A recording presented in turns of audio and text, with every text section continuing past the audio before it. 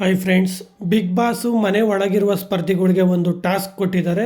ಮತ್ತು ಮನೆ ಕ್ಯಾಪ್ಟನ್ ಆದ ತನಿಷ್ ಅವರಿಗೆ ಒಂದು ಅಧಿಕಾರ ಕೊಡ್ತಾರೆ.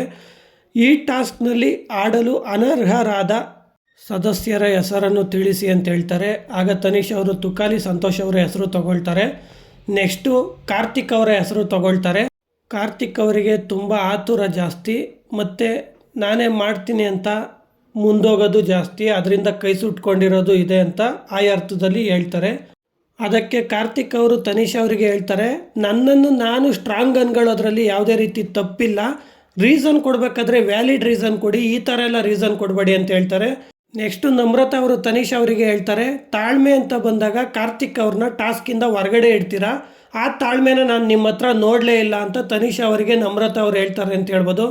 ಫ್ರೆಂಡ್ಸ್, ತನಿಷಾ ಅವರು ಕಾರ್ತಿಕ್ ಅವ್ರನ್ನ ಟಾಸ್ಕಿಂದ ಹೊರಗಡೆ ಇಟ್ಟಿರೋದ್ರ ಬಗ್ಗೆ ನಿಮ್ಮ ಅಭಿಪ್ರಾಯನ ಕಮೆಂಟ್ ಬಾಕ್ಸ್ನಲ್ಲಿ ತಿಳಿಸಿ. ಹಾಗೆ ಈ ವಿಡಿಯೋ ಇಷ್ಟ ಆಗಿದ್ರೆ ಒಂದೇ ಒಂದು ಲೈಕ್ ಮಾಡಿ, ನಮ್ಮ ಚಾನಲನ್ನು ಸಬ್ಸ್ಕ್ರೈಬ್ ಆಗಿ ಸಪೋರ್ಟ್ ಮಾಡಿ ಅಂತ ಹೇಳ್ತಾ, ಓಕೆ, ಬೈ ಫ್ರೆಂಡ್ಸ್.